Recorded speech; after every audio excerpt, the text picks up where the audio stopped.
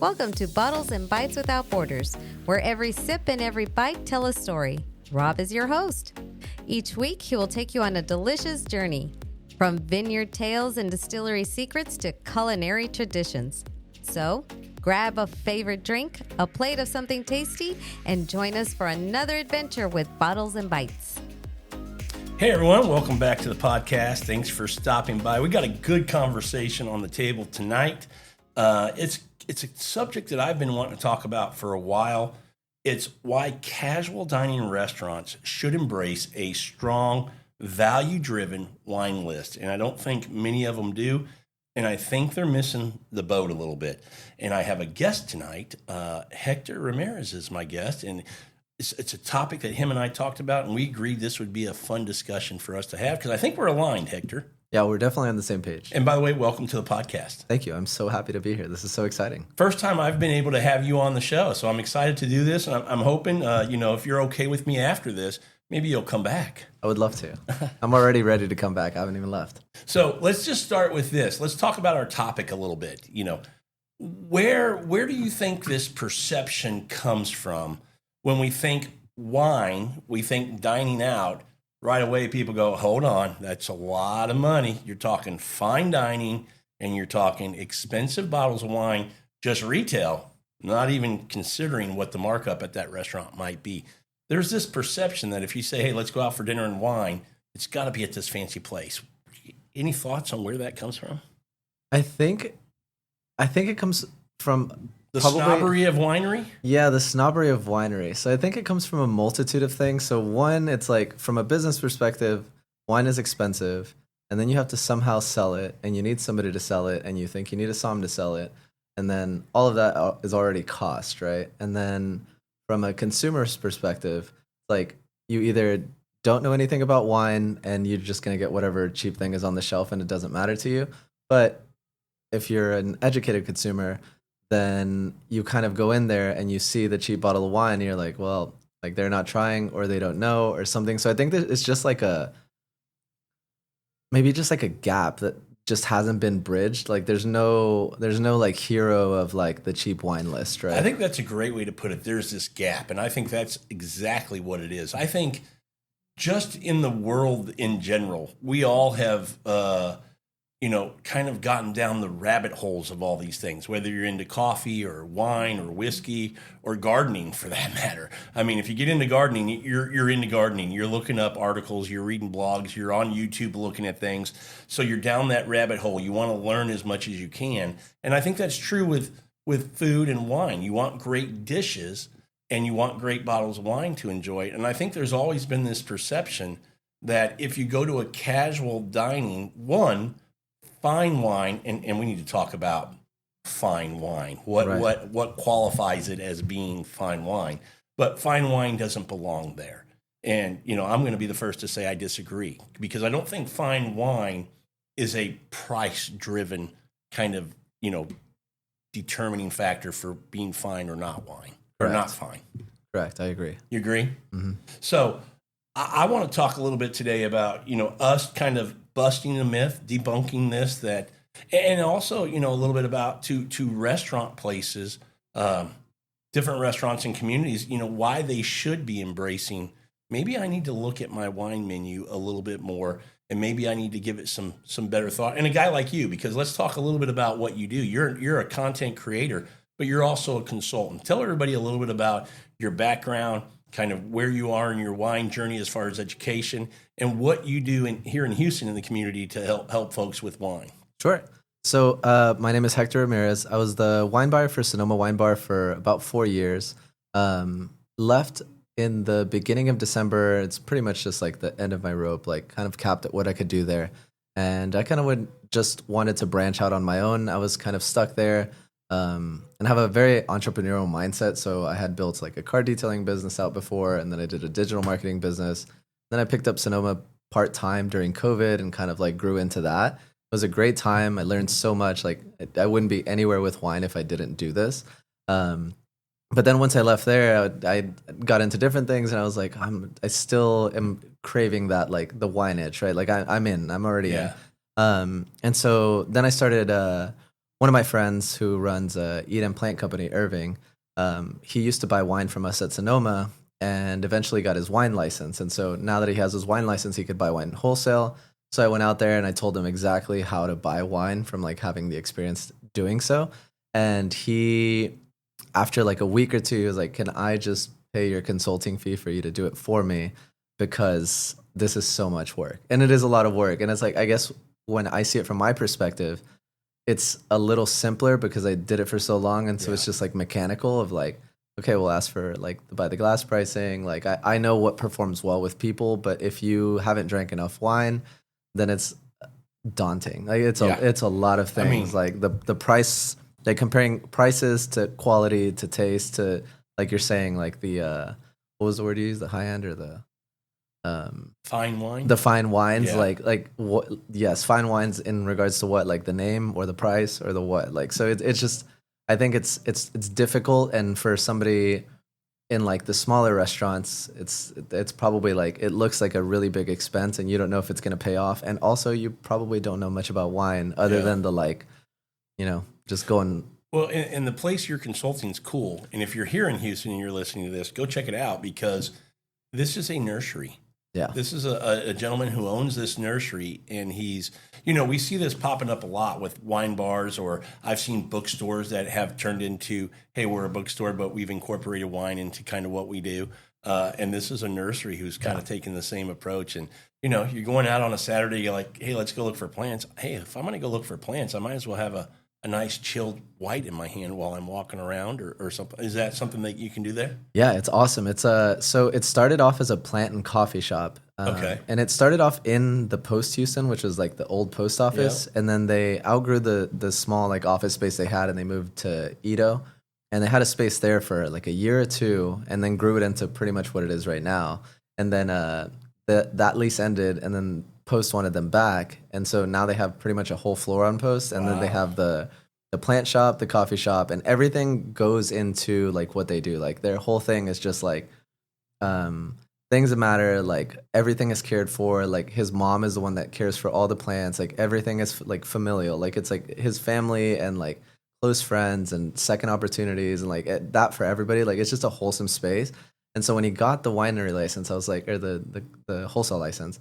I was like, I need to pick something that will kind of go with this, right? Sure. And it's like, and they're not going to have a floor somm or anything. So my idea was like, let me pick out bottles that have one really high shelf appeal so that if you don't know anything about wine, you're at least drawn to the art or like. So the label matters. Correct. It does. The label is so important. Yeah. And I've actually thought about like starting an entire business just dedicated to like, let me redo your label because like some of the wines that are out there, I'm like, this is such a good wine, but this is never going to sell on a shelf. Like it's just that you didn't even try, right? Unless like, you know the producer or know the bottle. Right. This is And so that's a big issue. But I feel like the winemakers that don't care about the label are never going to care about the label, and they're not going to care to pay to fix the label. But maybe that's just short sighted, right?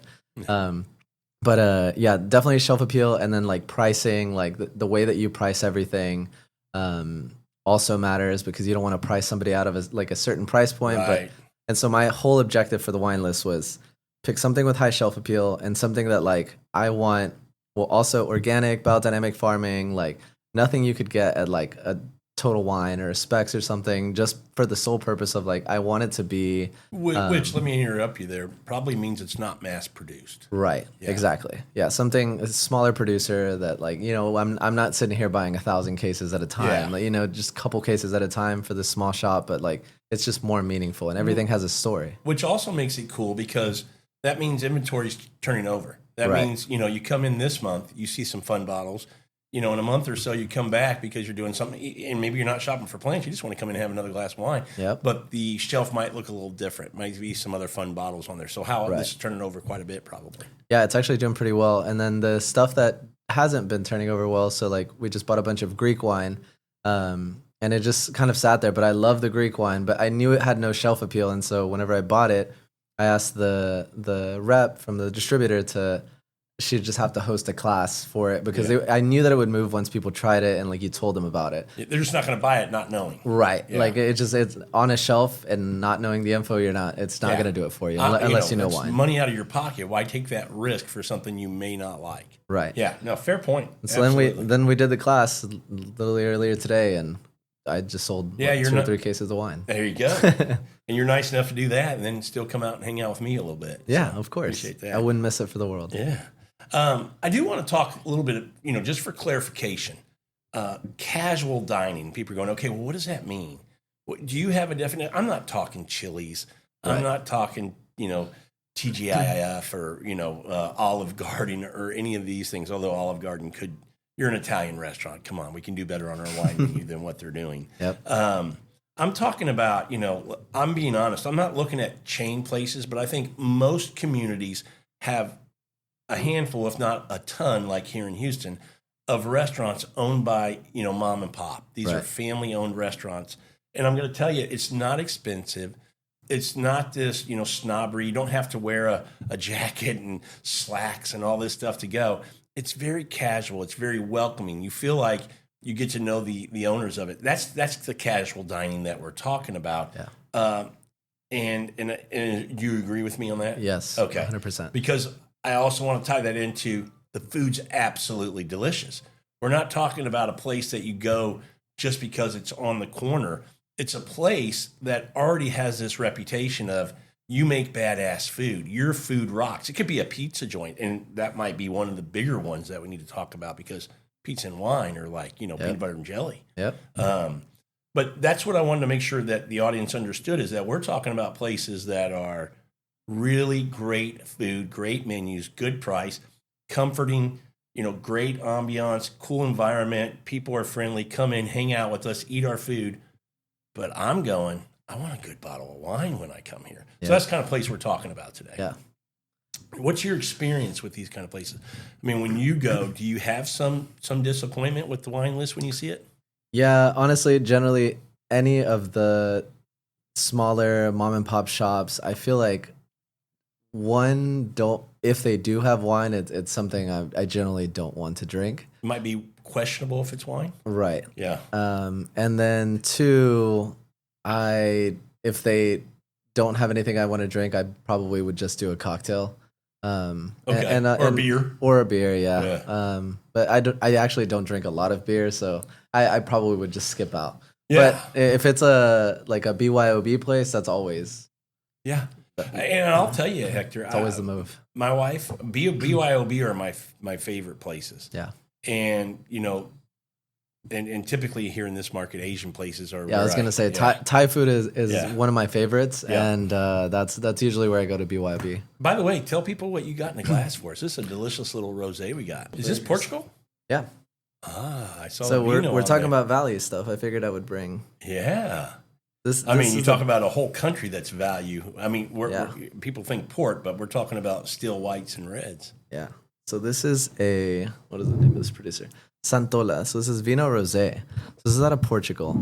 And we're talking about like value restaurants. So this is something that I think would be so great for like any mom and pop restaurant that would perform really well. Because one, this is very cheap wholesale. And I mean, even on the shelves. What's retail on it? $10. Oh, man. And so the reason that I have this wine in particular actually is because for my wine page, I take like requests on like what people want. And so people are like, oh, rosés under $20, natural wines in Sugarland, like that kind of thing. Yeah. And so somebody messaged me jokingly and she said, are you taking niche requests? Because I would love a rosé that I can shake my ass at the pool to. And so I went and I looked for a bunch of rosés. And then this was like, this is gonna do the trick, and I know it's from Portugal, and it's only and like in my head, like all jokes aside, I was like, okay, shake your ass, dude. That means you want to get like sloshed at the pool. Yeah. And if I want to get sloshed at the pool and not wake up with a hangover, I still want something semi-quality, but I'm not gonna go and buy 20 Provence rosés, right? Yeah.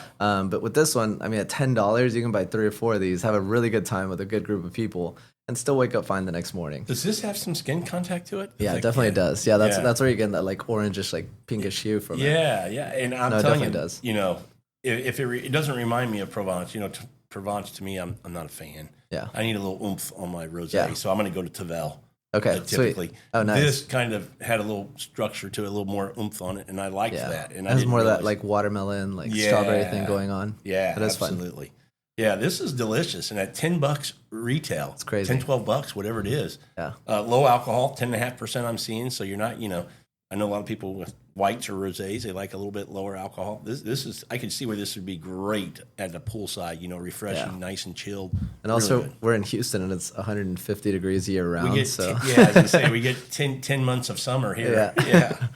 So, okay, going back to, I did an episode with my wife not too long ago. No, actually, it was with Travis Thompson, that wine goes with everything. Mm-hmm. Too many times people think that, well, if we're going to have wine, I got to cook something fancy, getting back to even at home. And this is part of this discussion again today, is that wine goes with everything. So when you look at restaurants, burgers, tacos, pizza, street food for that matter. I mean, it goes with everything. So I think getting people who like wine to get out of this, well, if I have wine, I got to have something nice to eat. It's trying to break them of that mold a little bit. Yeah. It definitely pairs with everything. And then just in the quick little things that you've listed out, like street food, 100% with wine. Like one of my favorite pairings I've had in my entire life was a street tacos and then the Pedro Parras and so. Like it was just that combo was just like the onions and cilantro with the like carbonic and the spice of this and so. Like it was just everything for me. And it's just like those little things where it's just like, imagine you're at, just like a taco truck and they happen to have, a bubbles, a white and a red. Like, why would they have that? There's got to be a reason. Somebody's going to take the jump and somebody's going to like, hold on, they're onto something. And then they're going to tell somebody and they're going to come back. And like, that's the idea, right? But I think one, either nobody's pushing it hard enough or two, like whoever's in charge is just like too scared to make the jump or something. But like, I can almost guarantee you, like the Som community is so solid and so tight knit that like, if you get one good Som to come try your tacos and Cinso pairing at your street food truck, like everybody's gonna know. Let me take the other side of that, kind of the double-edged swords. Yeah, I always hear Soms or people in the industry, whether it's distributors or people in education, talking about we've got to make wine more accessible. We got to take away this perception of snobbery, this perception of you got to spend a lot of money to drink wine, this kind of stuff. Right. But I don't really see them doing that. What I mean by that is, we still get invited to some wine dinners and we'll go, but it's fancy. I mean, I just told you we went to one at B&B Butcher we got invited to, and it's like, okay, it's nice. It's nice. But I think if you want to get people who may not be wine drinkers to try it and see what, how wine and food can go together and how they're meant to go together and how great they are, I think that the community needs to do a better job, meaning producers, sommeliers, distributors, everybody who is pushing wine, even restaurants. Let's throw them in there too. They got to do a better job of having wine or closing that gap or getting into that arena of you don't have to have expensive food. You don't have to, and wine can go with everything that you're having. I just think that's still an issue. I don't think the wine community pushes that enough. Yeah, you're definitely right. And I don't know why. I'd love to go to a wine dinner where they go, hey, look, we're going to make 4 different kinds of pizzas, and I'm going to show you 4 different wines that would go with these different pizzas. That would be great. Right. Yeah, you did mention that. It's like every wine dinner you get invited to, it's $150, $250 kind of thing. It's like, where is the like $45 burger and Syrah pairing? Yeah. Right? Like, yeah. You're right. So I think, or not even that. Like burger and Syrah is probably $30. That. So I'm pushing at the the world of wine producing makers, sellers, all this kind of stuff to do a better job of coming in and I get it. They want to make it this kind of exclusive kind of thing, but it doesn't always need to be. I just think we need to do a better job of making it inclusive to people who, if you want them to drink wine, put it with food that they're already eating and show them how wine can work with that, instead of saying you have to have a filet or you have to have duck or you have to have whatever. Yeah. I think maybe we just need like the ambassadors of people to push that movement. We're trying. We're sitting right here. We're trying. So, what would you say? The benefits are for a casual, under the definition we gave, casual dining establishment. what's the benefit to them if they're listening? Somebody's listening, going, "Well, why? Maybe I should think about it." But it's always that what's in it for me. If I put in the effort, spend a little money, upgrade my wine list, what's in it for me, and how does that work? Do I have to get a somm now? How is this going to work? Right. So no, you definitely don't need to get a somm. You probably do need to get somebody to just like look over the list, and that doesn't Like even a Hector? Like a Hector. Yeah. That doesn't even mean like pay me money. I will tell you, like, just somebody knows a somm somewhere, or like you're at a wine bar anywhere. You mind if I pour you some? I would love some. You want a rinse, or you good? No, just go ahead. Okay. Thank you. Like, go to a wine bar anywhere, and I guarantee you almost any somm worth their salt will gladly tell you what pairs with your food. Like, and they would be so excited, and then the first thing you got to do is be like, all right, cool, I'm going to buy those. And they're going to be so excited that you even listen to them. And then there you go. Now you've got him and his girl or boy, and they're going to bring people, and they're going to have a good time, and then they're going to tell somebody, and then it's just going to like be a thing, right? And also, like, the markup on wine is pretty solid. So, like, you have that return of, like, usually whatever you pay for the bottle is what you charge by the glass, right? Yeah. So let's say you buy a case, you spend, I'd call it $200. We're talking cheap wine, so let's assume it's $12 wholesale. You spend $150 on a case of wine, right?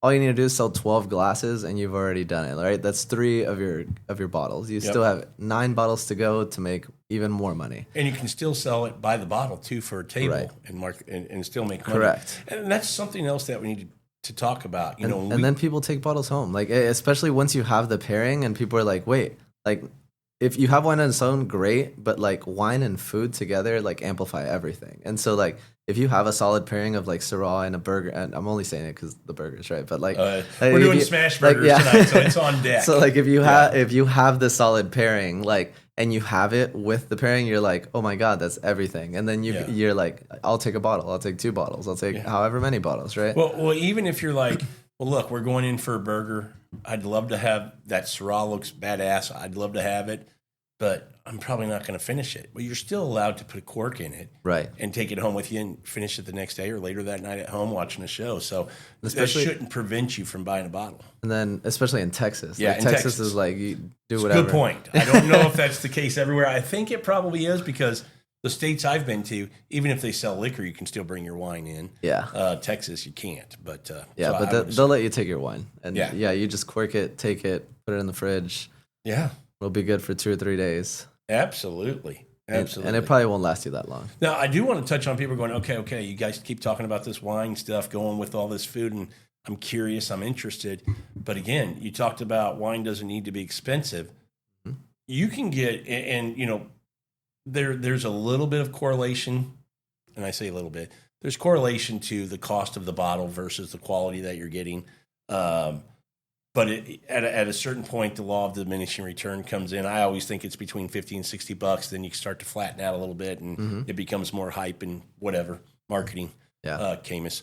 But let's talk about, where's some price points that we think you can get really badass wines that could be in these kind of establishments. Sure. The price points at wholesale or retail? No, retail. So, let's just say, let's just talk about what it would be retail, and then what it might be if you're going to buy a bottle. We already know if that's the retail price, that's probably by the glass price. Sure. So one thing I'll note is that first off, it depends where you're getting it from, right? Like, if you're buying a Napa cab, which is what most people are used to, that's going to be expensive to you and expensive to the consumer. Can I make a note? Mm-hmm.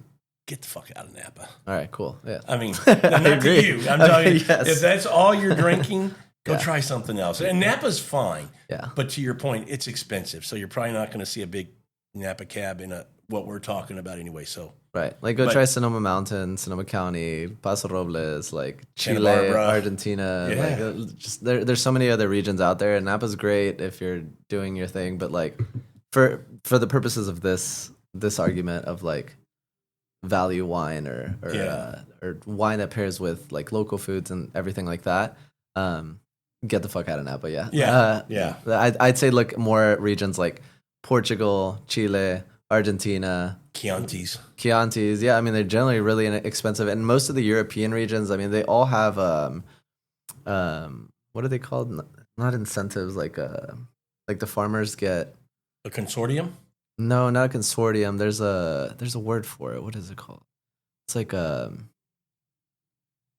it's like a kickback from the government for growing X amount of grapes or whatever. Yeah, I know what you're talking subsidies. about. Subsidies. So like yeah. generally European countries like Italy, France, like there's subsidies involved. So like something that costs $10 on the shelf from Italy, I can almost guarantee you is way better than something that costs $10 on the shelf from Napa. Sure. Like there's no doubt about that. Not even close. I Yeah. mean, the floor for Napa for me for something of good quality in today didn't used to be this way, but probably $40 to $50 is probably the floor. Maybe 35, 40, but somewhere around there. That sounds about right. Yeah. And then But I would say for whites, you could be in the range for a retail price. Let's just say 12.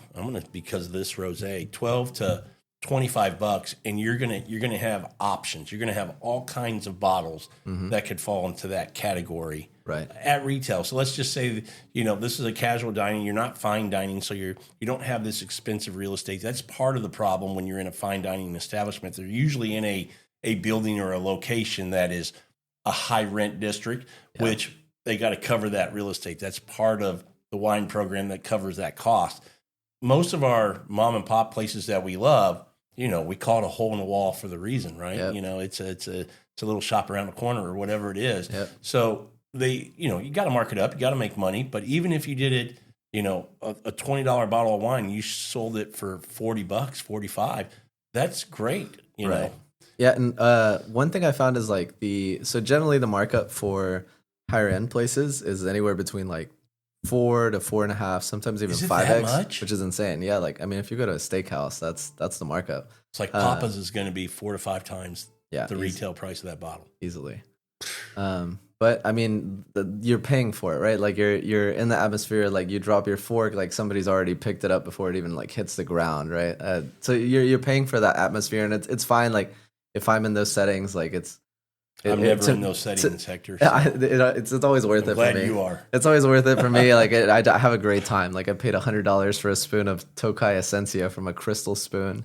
Really? Yeah, it was $96, I think, but it was delicious, and I had never This had is Tokai a sweet Essentia. wine is from Hungary. For if you don't know what this is, Yeah, and it takes like 7 years to make one barrel of Yeah. it, so it's insanely expensive, and it literally just tastes like very high quality honey. Yeah. But I thought it was worth it. But like, I mean, for those experiences, but that's like you go in there to like flex or celebrate or whatever. But like day to day, like I'm going to Papa's Steakhouse once, maybe twice a year, right? Yeah. But however, I've been to like what's the name of the Thai place right by my house? There's a Thai place right by my house called you stop looking at the sign because you just like go in Sao all the time. Lao. Yeah, it's like Asian Market Sao Lao, and it's like It's not Sao Lao, is it? it's Have you ever been there? Oh, it is Sao Lao. Yeah. So it's Sao Lao, Wow. and then there's Asia Market Thai Lao. So there's two of them by my house, Yeah. and I go back and forth between the two, but I go there 2 or 3 times a week, Oh, right? yeah. Like I love Thai food.